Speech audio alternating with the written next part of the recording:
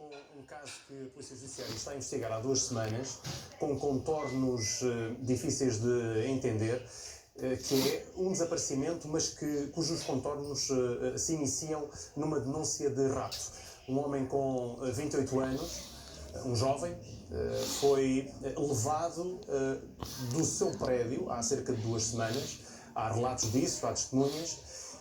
E eu peço para mostrarmos, temos essas imagens, porque do local onde esse jovem foi levado há indícios de crime, há um rastro de sangue que, de resto, na altura, esse rastro de sangue chegou a ser filmado por pessoas que estavam no local, depois do rapto ter acontecido, e a verdade é que, passado 2 semanas, a Polícia Judiciária ainda não tem respostas definitivas e o que nós temos neste momento é uma família desesperada que precisa de respostas, porque neste momento estão em cima da mesa, obviamente, vários cenários. A Polícia Judiciária segue a teoria de que pode ter sido um assalto.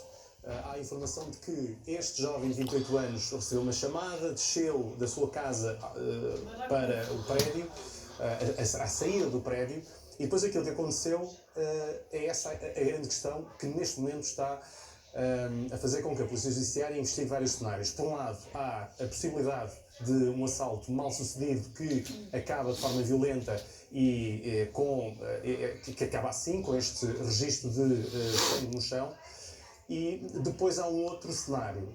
Este jovem, um artista, um rapper, tinha um longo repertório de músicas publicadas, um trabalho que tinha sido desenvolvido por si há algum tempo, e eu tive o cuidado, antes de fazer este direto, de ver na internet aquilo que tinha sido publicado nos últimos meses, e há, de facto, um registro, e a Susana Garcia irá comentar isso a seguir, um registro de ameaças constantes entre não só este jovem que agora desaparece, mas também entre outros, portanto, ameaças envolvendo questões financeiras, ameaças ligando o trabalho musical com outros profissionais.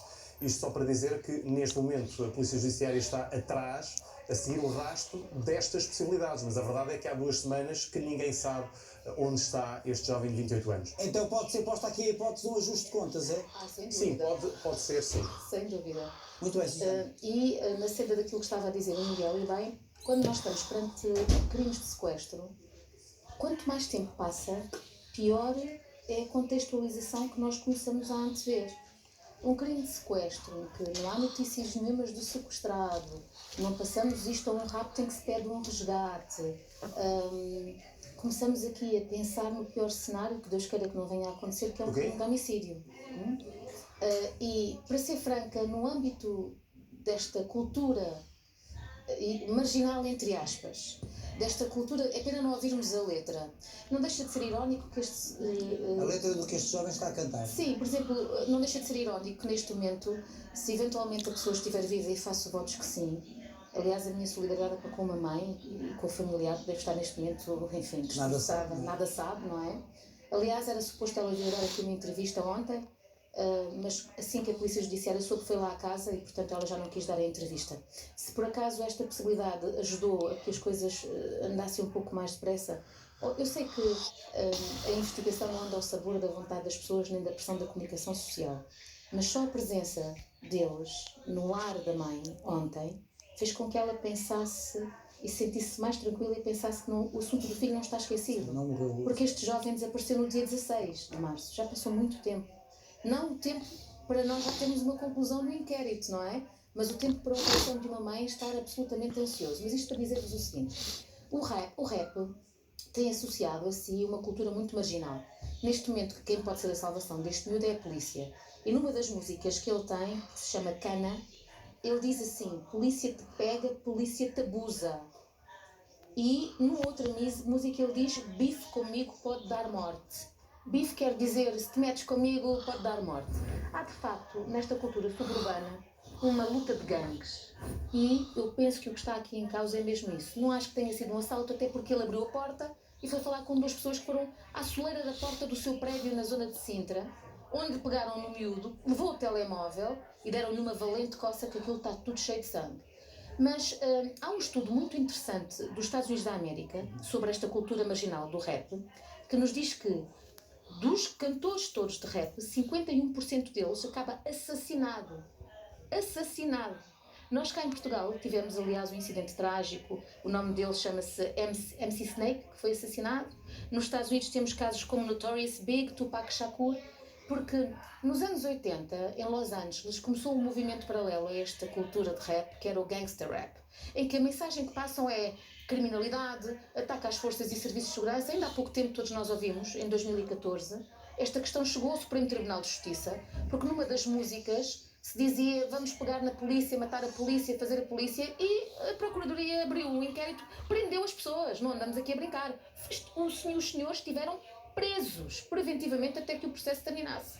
E isto teve que chegar ao Supremo, para o Supremo vir determinar se isto era considerado obra de arte, manifestação artística ou ameaça, e pior do que isso, um incitamento à violência e à criminalidade. A contestação pode ser um elemento da arte, mas não é este tipo de contestação. Eu pessoalmente até acho que tem razão, mas eu pessoalmente até acho... provocadora. Eu nestas matérias tenho sempre muito cuidado e acho que eu não gosto de cercear a arte. Pois. E acho que o ideal aqui... Não podemos confundir as coisas. É verdade, mas isso depois abria uma subjetividade. O Supremo Tribunal veio dizer que não era suficiente para prendermos. E isto abria aqui uma margem a que depois no futuro não pudéssemos criticar nada, e sobretudo instituições poderosas. Exatamente. Porque uma coisa é, nós já sabemos que os polícias, já vamos falar deles a seguir, são um alvo a abater. E coitados, não têm muita força, salvo quando nós precisamos deles e nos lembramos que existem.